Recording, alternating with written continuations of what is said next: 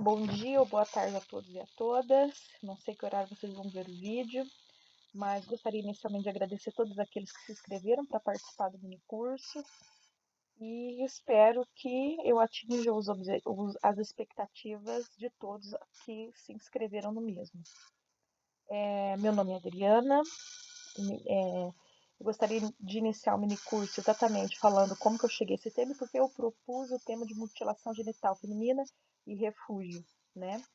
No momento, eu estou realizando o meu estágio de pós-doutoramento pela Universidade Estadual do Oeste do Paraná, UniOeste, e tenho como supervisor o professor Antônio de Pádua Bose. A pesquisa que eu tenho realizado tem como temática migração e trabalho, tendo como espaço de pesquisa os países da União Europeia e como sujeitos migrantes e refugiados que têm pedido asilo ou migrado para os países da União Europeia. Bem, e aí onde surge a mutilação genital feminina?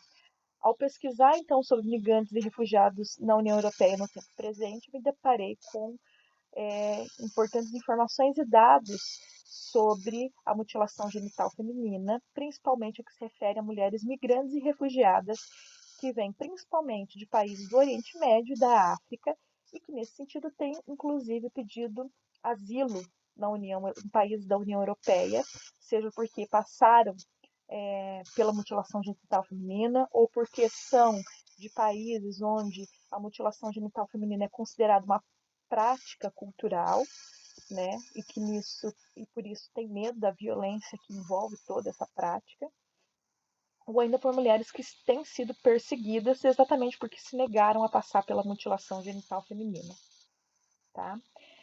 Então, embora não seja a minha temática de pesquisa, por diversas vezes esse tema cruzou, né, com a minha pesquisa, já que eu pesquiso homens e mulheres migrantes e refugiados. Então, eu gostaria de dizer que a minha discussão, né, mutilação genital feminina e refúgio, direitos da mulher e migração no tempo presente, ela traz, então, como espaço temporal o tempo presente, né, e os casos que têm ocorrido na União Europeia e têm sido catalogados pela ONU, pela Unicef e outras instituições relacionadas aos direitos humanos, e tem feito uma forte campanha, né, tanto para acabar com essa prática que é considerada cultural, mas que é carregada de uma violência psicológica, social e física, bem como uma conscientização para que as novas gerações, inclusive, não aceitem essa prática, né? Bem, então, assim, eu pediria a vocês que, ao assistirem o vídeo, descarregassem o material que eu estou carregando junto com o vídeo. Eu preparei para vocês um conjunto de slides que traz alguns dados e informações importantes que eu acredito que vão ajudar vocês a ficarem mais elucidados sobre o tema e, inclusive, vão colaborar na compreensão dos pontos que eu quero abordar com vocês. Então, assim, eu organizei o mini curso em 3 pontos, né?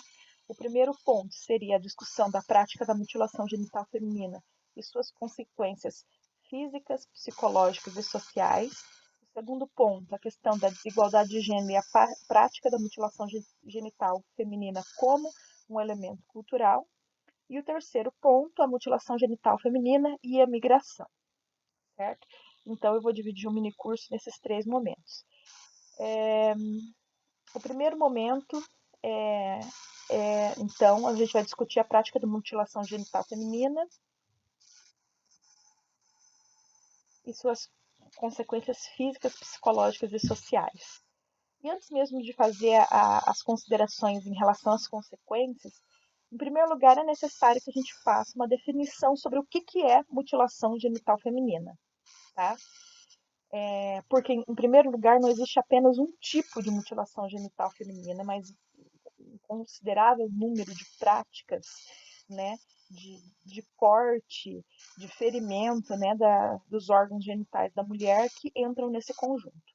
Então, assim, o que nós temos hoje como referência para definir o que é mutilação genital feminina é exatamente uma definição realizada pela Organização Mundial da Saúde, a OMS, e que ela vai definir exatamente como mutilação genital feminina todos os tipos de procedimento que impliquem a remoção parcial ou total da genitália feminina externa ou outras lesões aos órgãos genitais femininos por razões não médicas, tá?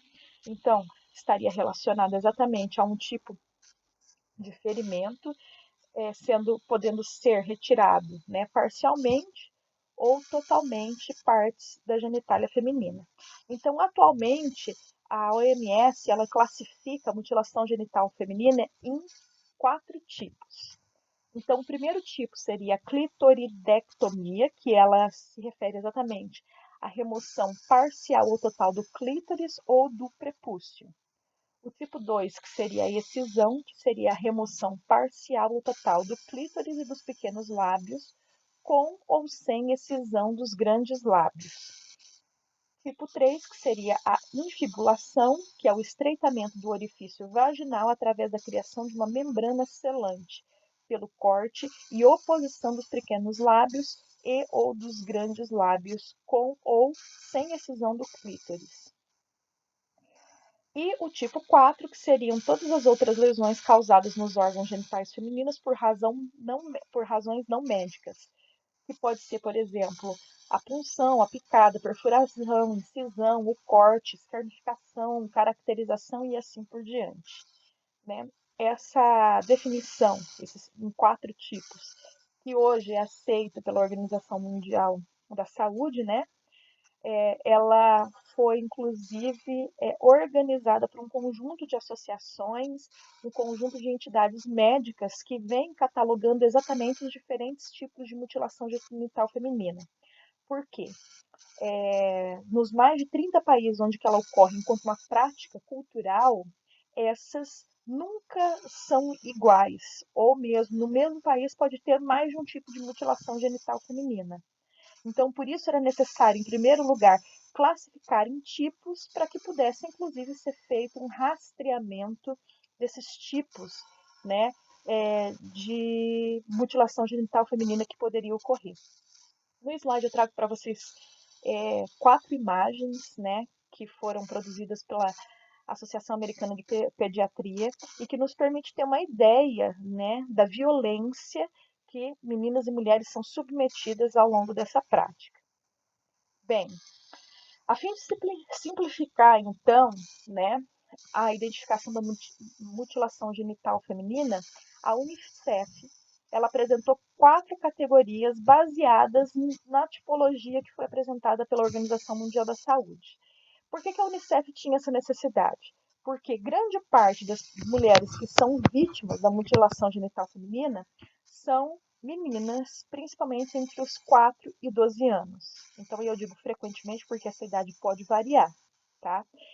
E aí, nesse sentido, elas tentaram exatamente categorizar esses tipos, né, de mutilação genital feminina, exatamente no sentido de produzir uma campanha sólida contra esses tipos de violência, inclusive fazendo uma conscientização, não apenas nos lugares onde essas meninas, para onde essas meninas migraram, mas nas próprias comunidades africanas e orientais sobre a violência e as consequências da mutilação genital feminina, uma prática que é considerada comum, que é considerada um elemento importante da ritualística daquela sociedade, mas que carrega uma violência enorme em si. Então, as 4 categorias que foram identificadas pelo Unicef a primeira categoria que seria um corte sem remoção ou excisão, por exemplo, de uma das partes da genitália feminina, que seria um tipo, por exemplo, de escarnificação ou de perfurações. A segunda categoria seria um corte que incluiria a remoção ou excisão de partes do órgão genital feminino. A terceira seria fechamento por sutura, né, costurado ou fechado parte da genitália, que também é conhecida pelo termo médico de infibulação. E a quarta seria um tipo não determinado, que poderia, inclusive, ser uma combinação dos outros tipos. Por quê? Hoje nós temos um esforço, né, a partir de um conjunto da sociedade civil, de instituições de proteção à criança e à mulher e de um conjunto de médicos que estão tentando, então, como eu disse para vocês, catalogar esses tipos de mutilação genital feminina. E que, nesse sentido, muitas vezes surgem alguns tipos que são mais frequentes e outros que não são tão frequentes ou não foram catalogados. Por isso era necessário, inclusive, uma categoria que envolvesse todos aqueles que raramente aparecem ou que são pouco frequentes, né? E que aí é importante até no sentido de rastrear de onde, qual é a origem da menina ou da mulher que passou por esse procedimento, né, de mutilação, para identificar a comunidade originária para se combater diretamente na comunidade.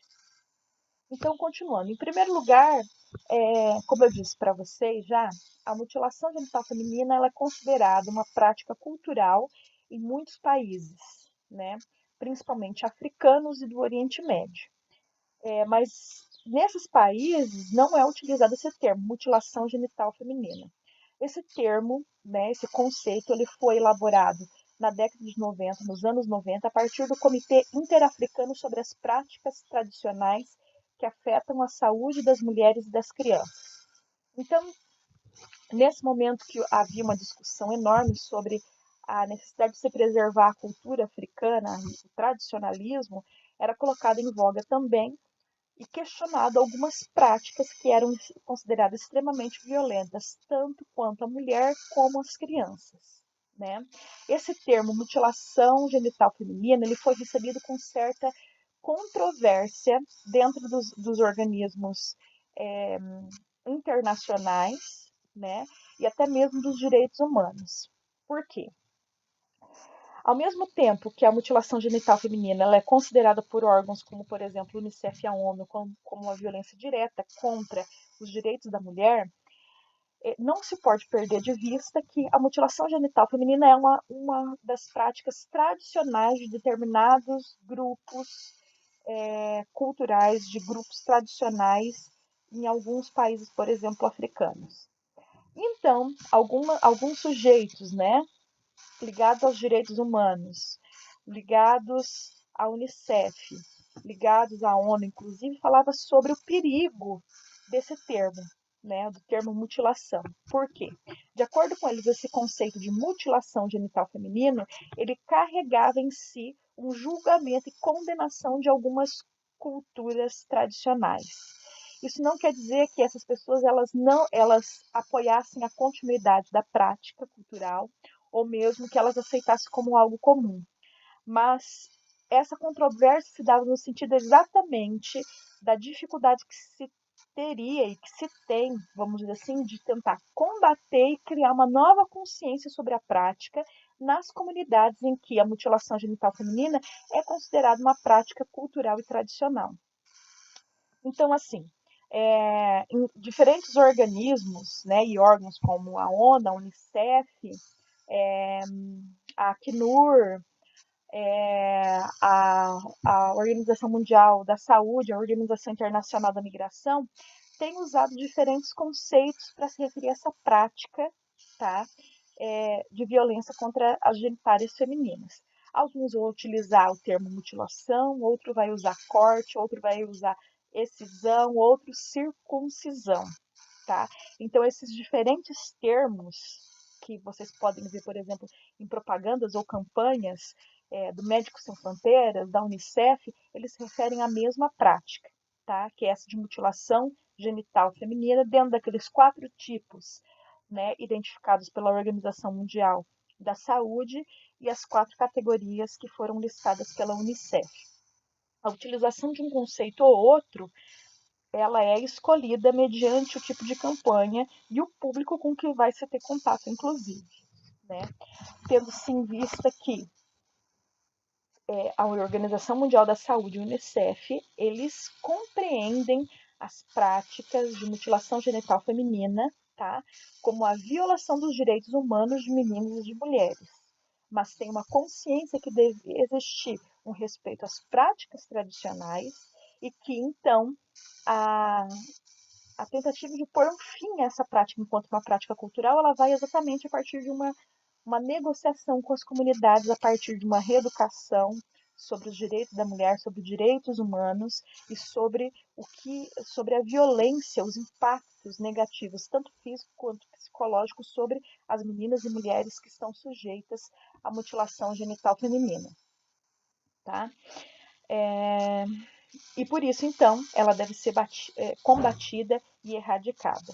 Um elemento importante aqui: a campanha de combate e erradicação à mutilação genital feminina ela é feita de forma diferente, por exemplo, nos países africanos, onde ela é considerada uma prática cultural permitida, nos países europeus, onde nós temos um número grande de mulheres e meninas que buscaram refúgio devido à perseguição por não terem realizado a mutilação genital feminina, ou por filhas de migrantes de países onde a mutilação genital feminina é uma prática.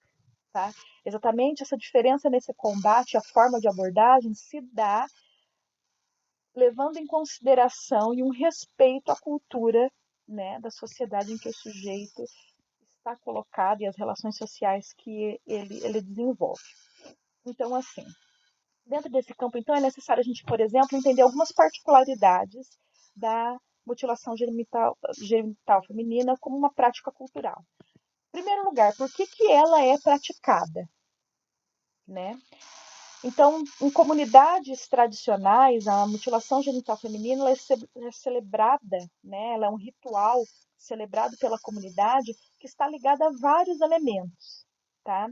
Como, por exemplo, a crença religiosa, a organização social, considerado como um rito de passagem para a condição de mulher e o papel que a criança vai ocupar dentro dessa organização social, a matrimonialidade, uma crença ligada à limpeza, à higiene, a melhoria da fertilidade da mulher, o aumento do prazer sexual dos homens, a pureza e controle da sexualidade das meninas, né, e com uma forma também de manter a virgindade da menina e assim preservar a honra da família. Muitas vezes, as crenças em que é suportada a mutilação genital feminina, ela vai exatamente relacionar vários desses elementos que eu falei, ou trazer apenas alguns elementos. Vou dar um exemplo para vocês. Os motivos pelo qual a mutilação genital feminina era praticada, por exemplo, na Nigéria, onde hoje ela é proibida, ela estava mais ligada ao rito de passagem, à matrimonialidade e à limpeza do que à crença religiosa. Enquanto que em algumas comunidades árabes e muçulmanas, ela não tem uma explicação para além dos motivos religiosos. Tá? Então, o motivo pelo qual ela é praticada, ela difere muito de uma sociedade para outra. E aí eu trago alguns exemplos para vocês, né? Como que é compreendida essa mutilação genital feminina em algumas comunidades. Então, por exemplo, grande parte das comunidades africanas que têm a mutilação genital feminina como uma prática cultural, ela ocorre exatamente no momento, né, num ritual de iniciação de passagem das meninas da infância para a vida adulta, tá? E nesse sentido, então, a mutilação genital feminina, dentro de qualquer uma daquelas categorias de perfuração, escarnificação, de retirada de partes da genitália, de infibulação, ela se torna, na verdade, um marcador cultural, tá, da identidade do sujeito que pertence a um determinado grupo, né? Um exemplo. Nós temos exemplo, por exemplo, nós temos um exemplo dos povos indígenas que fazem alguns tipos de pintura ao longo da vida, né? E usam determinadas cores e determinados tipos de grafismo, que quer dizer que ele pertence a um determinado grupo. Em algumas sociedades africanas, alguns grupos tradicionalistas na África, o marcador de identidade de pertencimento cultural das meninas se dá pela mutilação genital feminina. Nesse sentido, nessa sociedade que ela é um ritual de iniciação de passagem, está ligado a um marcador cultural, uma identificação determinante para que o sujeito pertença a um grupo, A aceitação da menina ou da mulher, tá? Ela ocorre a partir do momento que ela faz a mutilação genital feminina. Então, isso quer dizer que, embora muitas vezes as meninas não tenham escolha, tá? Porque essa escolha é feita pelos pais e pela comunidade, quando essas meninas fogem ou se negam a fazer a mutilação genital feminina, elas são excluídas ou ignoradas do grupo que ela pertence. Tá? O que é uma forma, inclusive, de tirar a escolha da menina e da mulher. Porque se elas são excluídas pelo grupo por não fazer a mutilação genital feminina, como elas poderiam conviver naquele lugar e quais são as oportunidades que elas têm para além de conviver naquele grupo? Não sei se eu consegui me fazer entender. Tá? Então, em alguns grupos, como por exemplo no Quênia, as meninas que se negam a passar pela mutilação genital feminina, elas são praticamente expulsas da comunidade, são ignoradas pela comunidade, né? Isso vai gerar um grande problema, né? Porque vai desonrar a família, ela não vai conseguir matrimônio e assim por diante. Essa aceitação social da menina através e a partir da mutilação genital feminina, muitas vezes ainda está ligada a uma compreensão, a uma visão da vagina como algo sujo, né? E vem aquela ideia da higiene. As mulheres têm que passar por alguns tipos de mutilação, frequentemente de retirada de partes, né? Da genitália feminina, exatamente para que ela seja considerada limpa, né? Não limpa apenas no sentido de sujeira do físico, mas até mesmo no sentido de pureza. A mulher que ela, de acordo com algumas das sociedades, passa pela mutilação genital feminina, ela é considerada mais pura. Então, nesse sentido, nessas comunidades, inclusive, né, você fazer a mutilação genital feminina é uma forma de garantir matrimônio, tá? De ser aceita pela comunidade e conseguir mais facilmente o matrimônio. Dentro desse contexto, né, da garantia do matrimônio, do papel social que as meninas devem ocupar, né, como mães e esposas, e de manutenção da própria honra familiar, a mutilação genital feminina, principalmente do tipo de infibulação, tá? Ela é muito frequente. Por quê? A infibulação, que seria, na verdade, um tipo de sutura, tá? De fechamento da vagina, ela teria algumas funções, como, por exemplo, garantir que as meninas chegassem à fase adulta de se casar virgens, uma forma de causar maior prazer ao homem, tá? E, de acordo com a crença de algumas sociedades, fazer com que a mulher ela sentisse um menor prazer e por isso então se mantenha virgem até o casamento e depois se manter-se fiel ao marido depois de casada, tá? Nesse sentido, a gente pode perceber que a mutilação genital feminina ela tem muito a ver com o papel social que a mulher ela tem dentro da comunidade, muitas vezes como mãe e esposa, né, submetida sempre a um homem, né? No caso, primeiro a família e depois ao próprio marido. Um elemento importante é que a mutilação genital feminina ela pode ser praticada mais de uma vez ao longo da vida, ou melhor, que a menina pode passar, ou a mulher pode passar por mais de uma vez pela mutilação genital feminina ao longo da sua vida.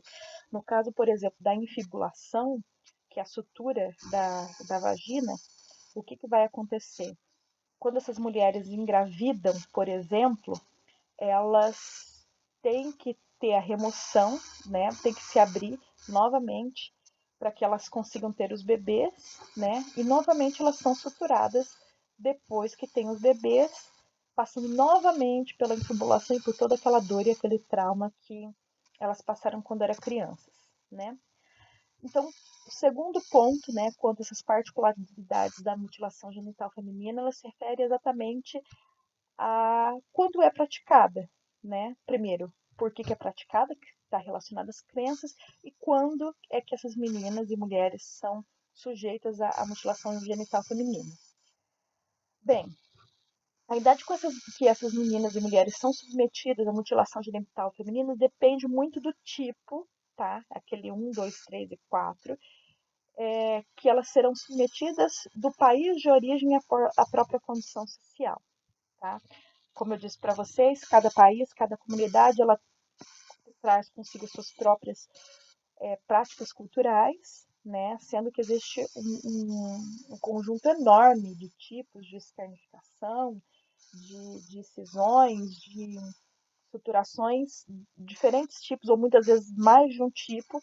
Então, por isso, esses tipos e categorias são aplicados em diferentes momentos da vida da mulher, né? E por isso não existe uma data exata de quando isso ocorre.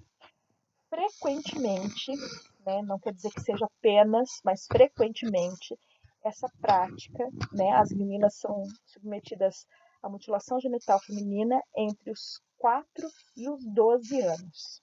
Entretanto, existem casos em que as meninas são submetidas à mutilação genital feminina logo após ao nascerem, poucas horas depois de terem nascido, né? Ou ainda elas são submetidas à mutilação genital feminina antes do casamento ou logo depois do casamento, durante a gestação do primeiro filho, tá? Então elas podem passar pela mutilação genital feminina tanto na primeira infância, como durante a adolescência, ou mesmo depois de adultas.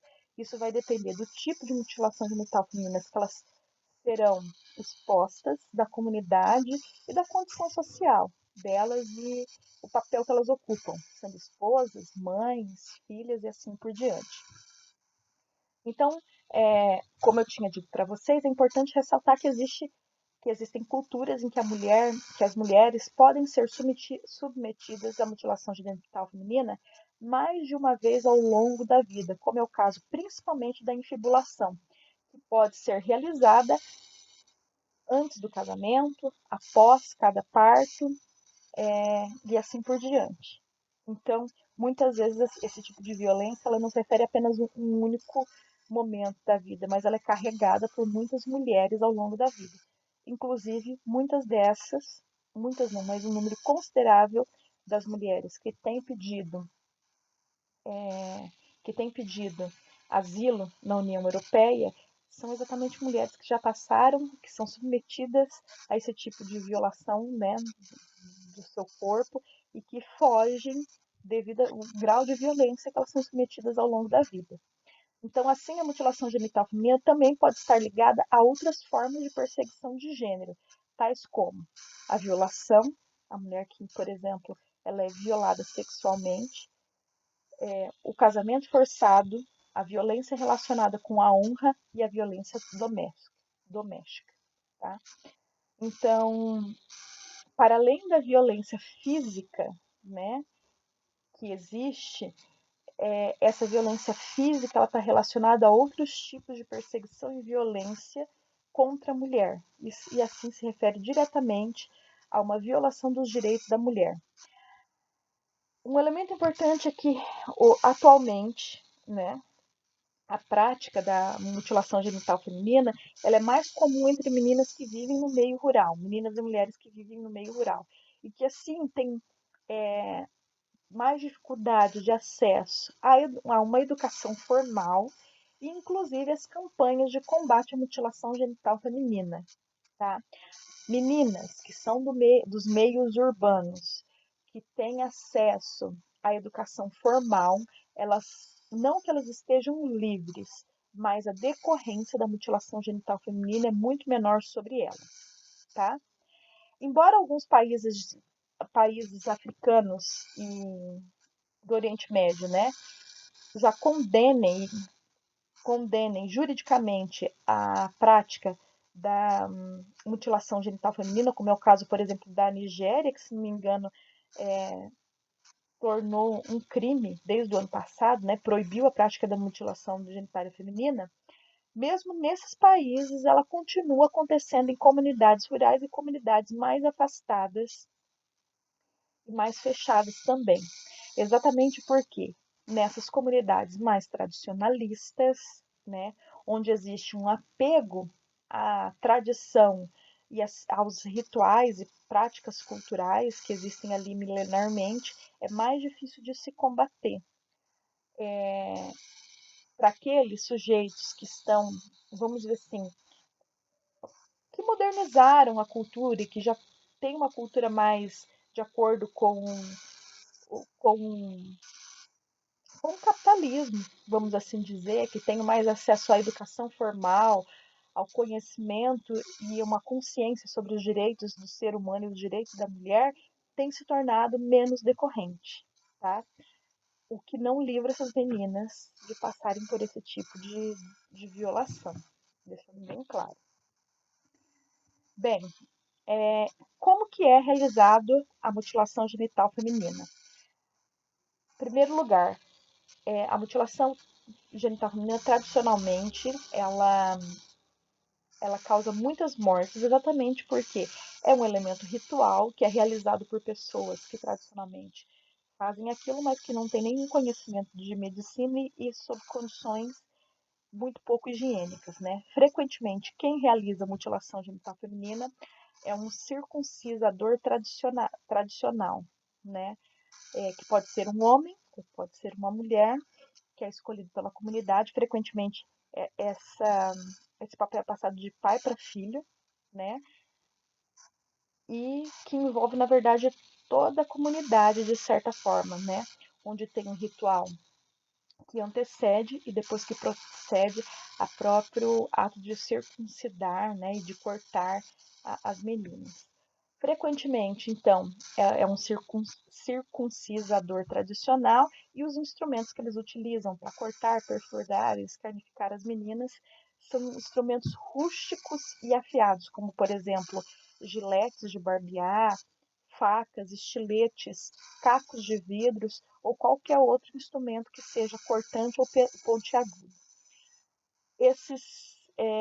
Eu trago algumas imagens para vocês que eu consegui da agência Reuters, principalmente, e que mostra que esses instrumentos, em primeiro lugar, eles não são higienizados, muitas vezes são enferrujados, pouco afiados e que não traz nenhuma condição de higiene tanto para o ato quanto dos instrumentos que são usados e os procedimentos que ocorrem, né, os cuidados que ocorrem antes ou depois em relação às meninas. Por isso, existe um número considerável de meninas que morrem durante a mutilação genital feminina ou mesmo morrem em consequência das lesões causadas por infecção, tétano e assim por diante. Uma coisa que é bem nova, né, que tem se debatido muito pela Organização Mundial da Saúde, é que já foi identificado, por exemplo, meninas e mulheres que foram mutiladas, né, não por circuncisadores, mas por médicos que realizaram um procedimento, vamos dizer assim, não de forma tradicional, que traz a mutilação e é feito, vamos dizer assim, fora daquele ambiente tradicional que ocorria. Principalmente mulheres de classe média alta, né? Onde você tem uma consciência, vamos dizer assim, né? Da necessidade de que qualquer procedimento, né, que envolva corte, perfuração, seja de higiene para que não mate mulher, mas que continua sendo uma violência contra essas meninas e mulheres, né? Inclusive, nos países europeus, hoje, né, é considerado um crime e associação ao crime médicos, enfermeiros ou qualquer pessoa da área da saúde que pratica esse tipo de procedimento. Essa medicalização da mutilação genital feminina que está ocorrendo hoje, né, ou melhor, que já foi identificada e denunciada pela Organização Mundial da Saúde, ela não deixa de ser considerada, né, uma violação dos direitos da mulher. Embora ela seja realizada em condições mais higiênicas, elas continuam sendo uma violência psicológica e física, né, às mulheres, né? É, então, nesse sentido, mesmo que exista uma consciência hoje, e assim, um elemento importante, foi identificado, mas é um número muito pequeno de mulheres que passaram pela mutilação genital feminina que foi realizado, por exemplo, por um médico. A grande maioria das meninas e mulheres que são sujeitas a essa prática realmente são submetidas, né, à ação de circuncisadores, né, que não tem condição nenhuma de tanto realizar o procedimento como de ter cuidados com essa menina depois. Bem, continuando então. Então, de acordo com dados levantados pela Unicef em 2013, existem cerca de 43 países onde a mutilação genital feminina ocorre segundo as crenças e tradições culturais, né? Entretanto, devido à movimentação humana e às migrações, hoje a mutilação genital feminina é praticada a nível mundial. Por isso é possível que ela possa ser praticada ou meninas e mulheres que tenham passado pela mutilação genital feminina seja encontrada em outros países para além dos catalogados, né? Então, essa lista dos 43 países, ela consta, né, no relatório produzido pela Unicef, mutilação que se chama Mutilação Genital Feminina, uma estatística global e a exploração das dinâmicas de mudança, que foi discutido durante a segunda conferência do Oriente Médio e da Ásia, né, em 2014. Então, que países seriam esses, né? A grande maioria são países africanos, né? Benin, Burkina Faso, Camarões, República Centro-Africana, Chad, Colômbia, Costa do Marfim, República Democrática do Congo, Djibouti, Egito, Eritreia, Etiópia, Gâmbia, Gana, Guiné, Guiné-Bissau, Índia, Indonésia, Irã, Iraque, Jordânia, Quênia, Libéria, Malásia, Mali e assim por diante. A lista é longa, né? Então, esses países que foram catalogados, na verdade, são países então que ela faz parte de uma prática cultural. Mas como eu disse para vocês, eles vai além, porque, por exemplo, já foi identificado que na América Latina existem práticas de existe meninas e mulheres filhos de imigrantes africanos que praticaram a mutilação genital feminina. Na União Europeia existem várias meninas e mulheres que foram submetidas à mutilação genital feminina. Então, é um elemento que hoje não é um problema apenas desses países que continuam a ter a mutilação genital feminina como problema, mas é um problema global, devido à movimentação humana e às migrações, né? Bem, assim, a mutilação genital feminina é praticada nesses países, né? Da África, da Ásia, do Oriente Médio, em diferentes escalas, sendo mais ou menos frequentes, tá? Por quê? Dentro de alguns países africanos, por exemplo, existem diversas comunidades onde a mutilação genital feminina não é uma prática cultural, ao mesmo tempo que existem outras comunidades que têm. Os países africanos que têm a maior frequência percentual de meninas e mulheres que passam pela mutilação genital feminina são o Mali, a Guiné-Bissau, Serra Leoa, o Egito, o Sudão e a Somália. Tá? Nesses países é onde nós temos o maior número de comunidades onde esse tipo de prática ela ocorre como uma prática cultural, né? E onde tem sido realizado um trabalho para tentar se mudar a consciência, respeitando, como eu disse, a cultura local, mas mudar a consciência quanto aos direitos da menina. Além desse trabalho, como já tinha dito, então, existe uma campanha a nível internacional para combater isso. Por quê? Há pouco tempo eu passei. Eu moro em Lisboa, né? Eu morava no Brasil e faz um pouco mais de um ano que eu moro em Lisboa. E há pouco tempo eu tive que ir no Serviço de Estrangeiros e Fronteiras. E é muito interessante que logo na entrada existem vários cartazes, né? Falando sobre mutilação genital feminina, principalmente nesse período. Por quê? Os meses de julho e agosto, principalmente, são meses de férias escolares, são as férias de verão. E é quando, por exemplo, muitos migrantes africanos desses países, por exemplo, voltam para os seus países de origem e que frequentemente levam as meninas que chegaram à idade de passar pela mutilação genital feminina para serem submetidas a esse procedimento. Então, muitas dessas campanhas que nós temos hoje, elas ocorrem tanto no Serviço de Estrangeiros e Fronteiras, como também nos aeroportos, exatamente no sentido de tentar impedir, de conscientizar as meninas que vão passar por esse procedimento para que elas denunciem ou mesmo desincentivar que os pais levem essas meninas até os países de origem para ser submetido a esse tipo de procedimento. Então, assim, todos os anos, no verão, milhares de meninos e adolescentes de origem imigrante voltam para os países de origem dos pais durante os feriados e férias. E lá eles podem acabar sofrendo algum tipo de procedimento, muitas vezes planejado pelos pais, devido à própria pressão feita pela sociedade, tá? Nos slides eu trago para vocês duas animações bem curtinhas, material muito bacana, inclusive, para tratar, para usar em sala de aula, para tratar sobre o assunto com os alunos. E são duas animações que falam exatamente dessas meninas, né? Que a avó, as pessoas mais velhas da comunidade lá nos países de origem começam a pressionar, né? Mesmo aqueles que já não vivem mais no país, que vivem na Europa ou nos Estados Unidos ou mesmo aqui no Brasil, para que levem as meninas para que passem por esse procedimento. Nos slides, então, eu apresento para vocês também um conjunto de cartazes, tá? Que na verdade foram propagandas que veicularam principalmente entre os anos de 2009 e 2013, e foi uma campanha extensiva e grande realizada pela ONU e pela Unicef, exatamente no sentido de combater a mutilação genital feminina, combater essa prática entre os migrantes e os filhos dos migrantes que viviam nos países da União Europeia.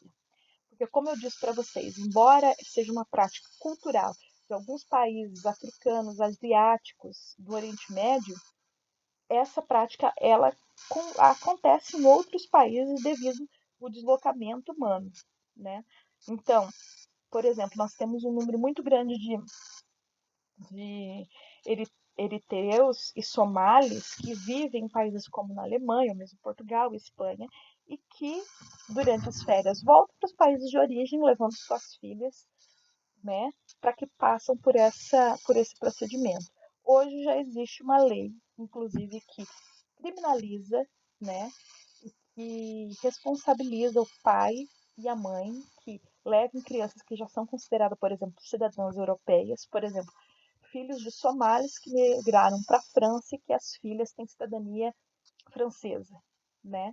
Existe já um conjunto de leis que não só proíbe que os pais façam com que essa criança passe pela mutilação genital feminina, como criminaliza e pode levar até a prisão de pais que submetam essas meninas que já vivem na França desde a infância, né?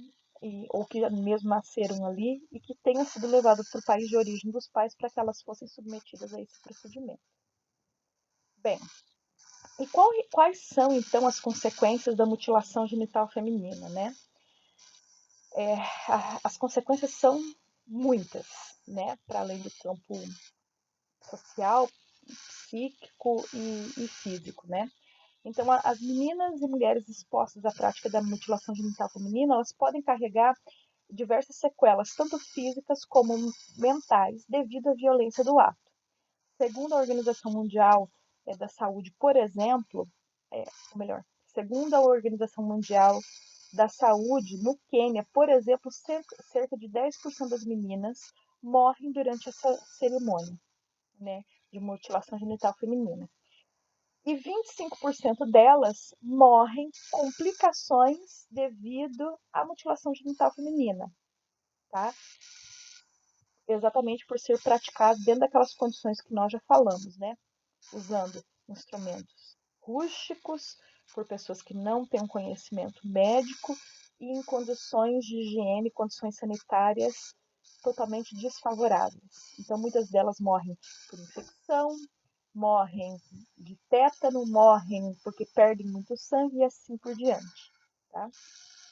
Então, por isso, a Unicef alerta que a prática da mutilação genital feminina tem impacto direto sobre as comunidades que ainda preservam essa prática como um elemento cultural, principalmente sobre o nível de igualdade de gênero alcançado pelas mulheres, a saúde reprodutiva das meninas, a mortalidade infantil e a educação universal básica dos direitos humanos.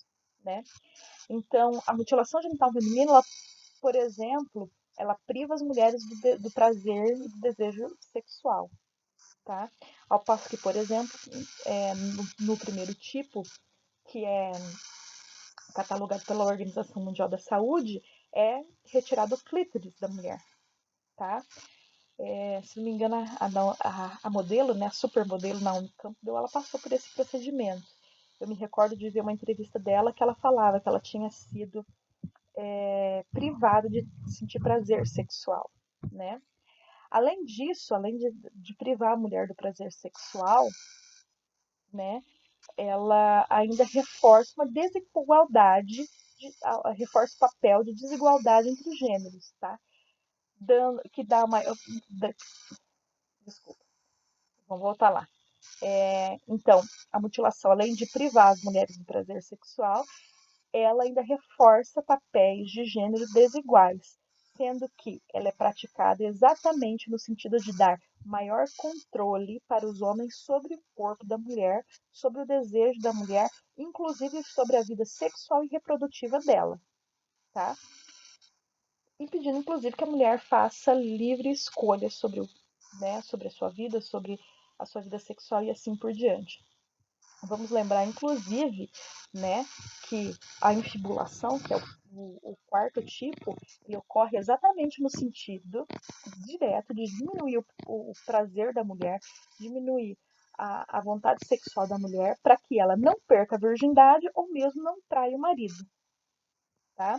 Então, esse tipo de prática, ela recai exatamente numa compreensão de sociedade onde a mulher ela é vista como um sujeito de segunda classe, tá? Como diria Simone de Beauvoir. E que nesse sentido o homem ele tem direito, né, tem um poder de um controle sobre a mulher e sobre o seu corpo também. Bem, espero que esteja sendo claro. Qualquer coisa, mandem depois questões, façam comentários para que a gente debata e desenvolva melhor. Inclusive, pontos que vocês acreditam que tinham que ser mais discutidos, né? Devido ao tempo que nós temos, né, para não tornar alguma coisa muito exaustiva, eu coloquei alguns pontos, estou citando e discutindo algumas questões, mas que a gente pode aprofundar, né, numa discussão que venha depois.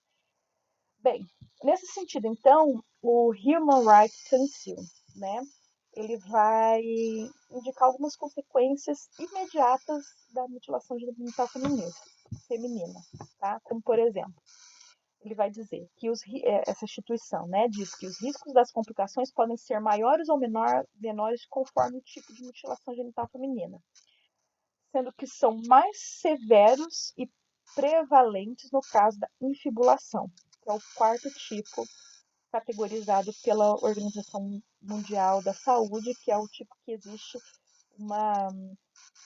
é feito um fechamento, né, da, dos pequenos lábios da mulher, é feito uma sutura. Algumas das consequências imediatas, então, pode ser morte por causa de um choque hipovolêmico provocado por hemorragia grave, um choque neurológico, resultado da dor e do trauma, e uma infecção e septicemia aguda, exatamente devido à falta de preparo das pessoas que realizam o procedimento, bem como a falta de higiene com que ela é realizada. Além de elementos, né, básicos como a dor e sangramento intenso, já que essas mulheres não recebem qualquer tipo de anestesia, por exemplo, um choque ou trauma psicológico devido à violência, porque muitas vezes elas são forçadas, né?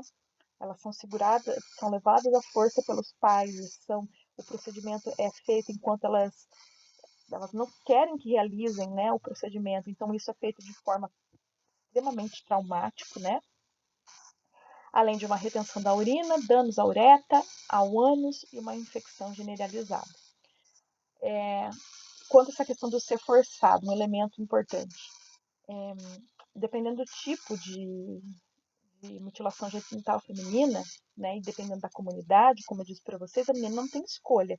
Por mais que ela não queira passar por medo, né, porque inclusive muitas vezes esse ritual é assistido por muitas meninas que fazem parte da comunidade, tenha elas passado ou não pela mutilação genital feminina. Algumas é construído, trabalhado com ela ao longo da vida que ela tem que passar. Nesse sentido, ela sabe que em determinado ela vai passar por aquilo. E tem consciência, inclusive, muitas vezes da dor que vai passar. outras simplesmente se negam, como é o caso, por exemplo, de algumas meninas e mulheres que fugiram e que vão tentar buscar refúgio, por exemplo, no Médicos Sem Fronteiras, outras instituições de direitos humanos, onde elas vão denunciar o ato de violência e pedir proteção, tá? E muitas vezes essas mulheres que não querem passar pelo procedimento, essas meninas que não querem passar por procedimento, elas são levadas à força pelos pais para que elas, né, passem pela mutilação genital feminina, bem como é o caso de meninas que já não residem no país onde a prática, né, faz parte da cultura e que são trazidas então pelos pais para que elas passem por essa intervenção, sem que elas saibam, inclusive, sem que elas saibam que elas vão passar por esse tipo de procedimento. A longo prazo, nós temos outras consequências, como dores crônicas, infecção pélvica crônica, desenvolvimento de quistos, abscessos, úlceras genitais, formação excessiva de tecido de cicatrização, né, as queloides, infecção do sistema reprodutivo, inclusive perda dos óvulos e assim por diante, né, que vai impedir e tornar a mulher estéril, diminuição do prazer sexual, né, consequências psicológicas como perturbação de estresse pós-traumático, tá? Essas são algumas das consequências a longo prazo, né? Além do que, por exemplo, no caso da infibulação, que é considerada a forma mais violenta de mutilação genital feminina, existem outros problemas que a mulher vai carregar ao longo da vida e vai se repetir, inclusive, como, por exemplo, problemas urinários, menstruais, infertilidade e cirurgias ulteriores. Por quê? Por exemplo, muitas mulheres que passam pela infibulação, quando elas vão ter o ato sexual, que elas se casam, vão ter o ato sexual, a penetração ela se torna tanto dolorida para ela como para o marido. E muitas vezes, aquele fechamento que foi feito, né, da vagina dela, ela é rompida a partir da penetração. Então se rasga praticamente, né, o órgão sexual da mulher. Muitas vezes o homem não consegue fazer isso a partir da penetração, então essas mulheres têm que passar por uma cirurgia para cortar a queloide, cortar a infibulação, fazer um procedimento de desfibulação. Isso tanto para que ela tenha o primeiro ato sexual, bem como para ter bebê a partir de partos normais, né? Sendo que no caso de infibulação, quando as mulheres ela tem que passar por uma desinfibulação, tanto para a prática sexual como para ter filhos, frequentemente ela passa, depois que tem o filho, depois que ela tem o primeiro ato sexual, ela novamente é submetida à infibulação, tá? Essas mulheres que então são submetidas, por exemplo, às infibulações, elas têm relações sexuais extremamente dolorosas, tá? Até mesmo porque muitas vezes elas não conseguem praticar, né? Não, o marido não consegue penetrá-las e aí acaba ou forçando e machucando a mulher, rasgando a mulher, né? Naquele lugar que foi suturado. Ou muitas vezes eu tenho que passar por uma cirurgia para reabrir novamente, é refeita a infibulação de um jeito que permita que ela consiga ter, né, uma relação sexual, além de problemas no parto, como eu disse para vocês. Então, de acordo com a plataforma de conhecimento sobre a mutilação genital feminina, né, da United to End Family Genital Mutilation, tá? Um elemento importante, eu coloquei o site ali para vocês, porque tem muito material nesse site.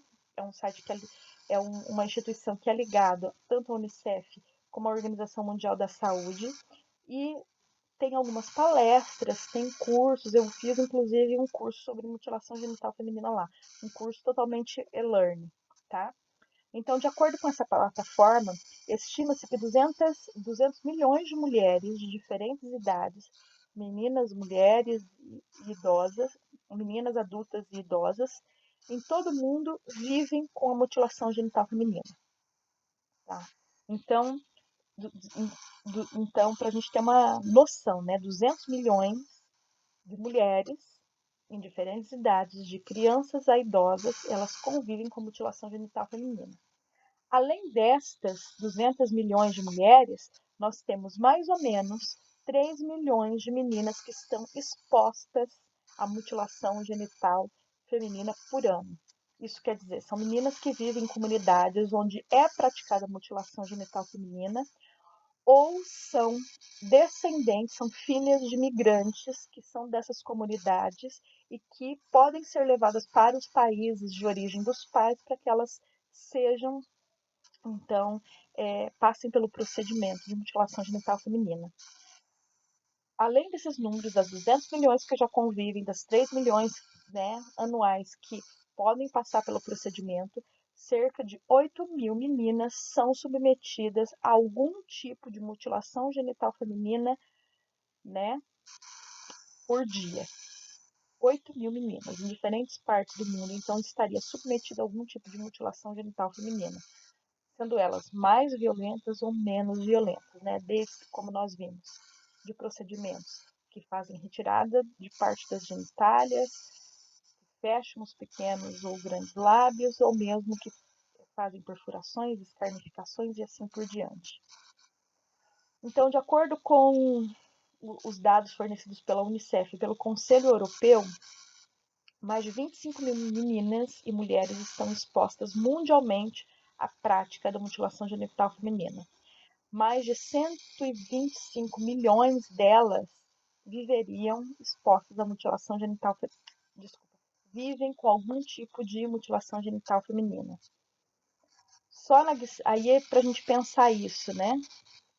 Na Guiné-Bissau, por exemplo, 50% das mulheres entre os 15 e 49 anos, elas foram submetidas à prática.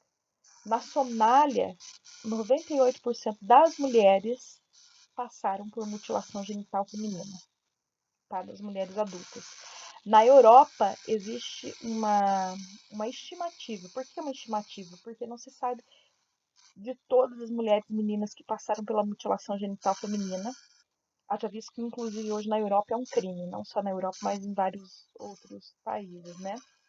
Então, estima-se que 500 mil mulheres, filhas de imigrantes, sofrem as consequências permanentes da mutilação genital feminina.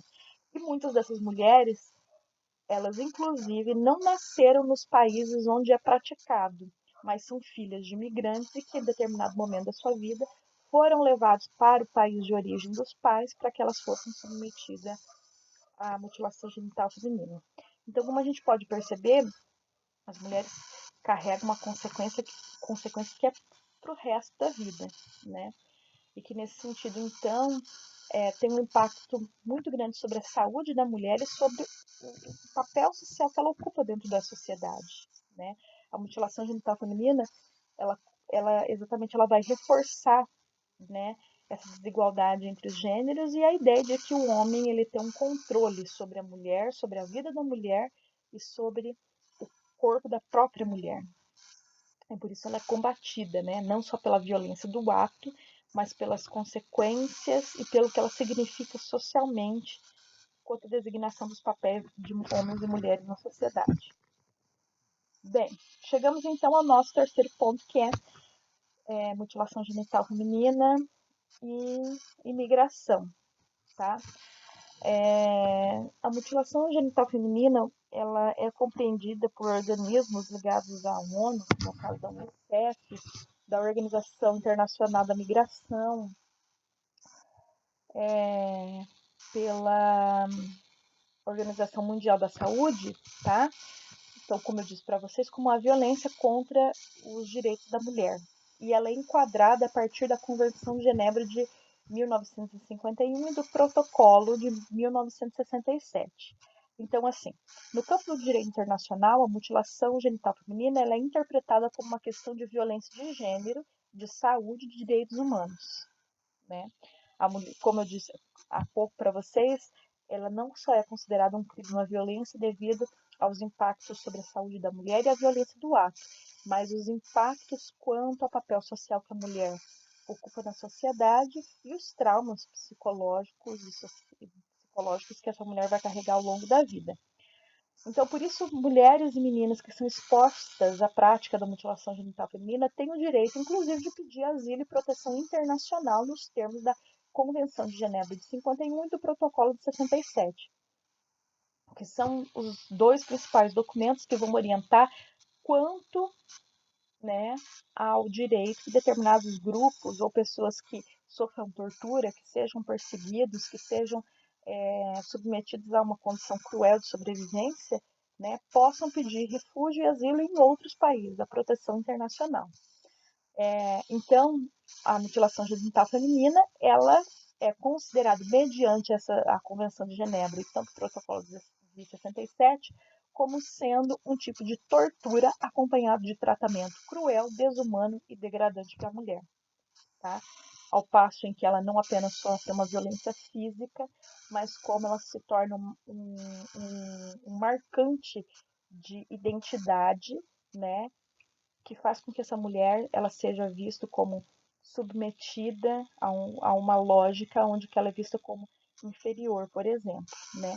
E não tem direito sobre o seu corpo e sobre o seu próprio destino.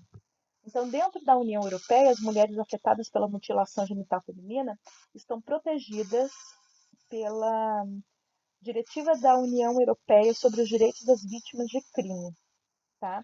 Esse é um documento que foi elaborado nos anos 2000, né, pela União Europeia, a partir exatamente de várias convenções que ocorreram, né, nos diferentes países da União Europeia e que depois se reúne e cria um documento exatamente no sentido inicialmente de combater a prática entre filhos de imigrantes que viviam e que viviam, não só apenas viviam, mas desculpa, entre filhos de imigrantes que teriam nascido nesses países da União Europeia, mas que também viviam ali e que anualmente era levado para os países de origem do pai e da mãe para passar por esse procedimento. Além das diretivas sobre a proteção internacional, em particular sobre a qualificação das condições de recepção. Esse elemento, então, essas diretivas da União Europeia, elas foram muito importantes porque elas permitiram, em primeiro lugar, se combater a nível regional em relação a essas meninas que estavam migrando. E a partir dessas discussões começou a se ter o início de uma discussão sobre a necessidade de se combater essas práticas também nos países de origem e promover uma proteção a essas meninas que optassem a não passar pela mutilação genital feminina nos seus países de origem.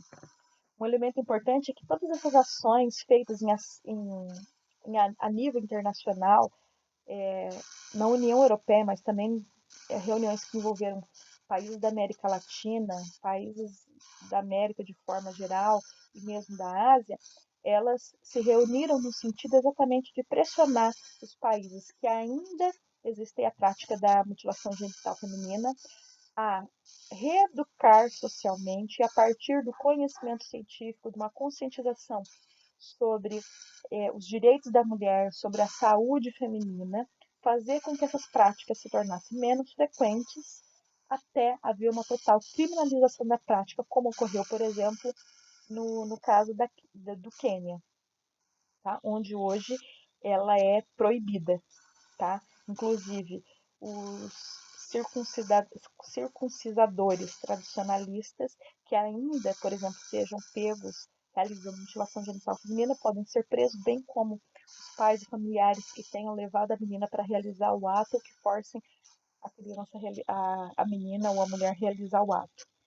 Então, esse esforço coletivo, né, que começa a ser discutido desde os anos 90, né, a partir do momento que tenta se conceituar e categorizar os tipos de mutilação genital feminina.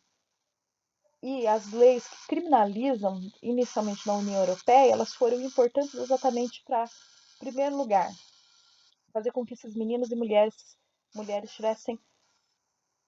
pudessem tomar o rumo da sua vida e optar, né, em maior ou menor escala, ter uma oportunidade de se negar a se negassem a participar, né, dessa prática cultural e tivesse inclusive uma alternativa, né? Isso não quer dizer que todas as meninas e mulheres que, por exemplo, não queiram participar da mutilação genital feminina consigam asilo num país, né, da União Europeia ou nos Estados Unidos ou no Brasil que seja, tá? Mas existe uma expectativa, pelo menos, que com essas campanhas de conscientização, essas meninas e essas mulheres, inclusive, comecem a combater essa prática, tá? Dentro da própria comunidade e, quando perseguidas, possam pedir proteção e refúgio em outros lugares. Acredita-se que hoje na União Europeia, 20% das mulheres que pedem proteção internacional, né, o asilo, elas ou elas foram sujeitas, né, à mutilação genital feminina ou sofrem perseguição por terem se negado a realizar mutilação genital feminina. Tá? Então é um número considerável de mulheres, né, migrantes. Muitas outras dessas mulheres, como nós vimos, né, lá na União Europeia seriam em torno de 125, desculpa, no mundo seriam 200 milhões de mulheres, né, que teriam sido submetidas. Essas mulheres, elas ocupam, elas, como nós vimos, passam por uma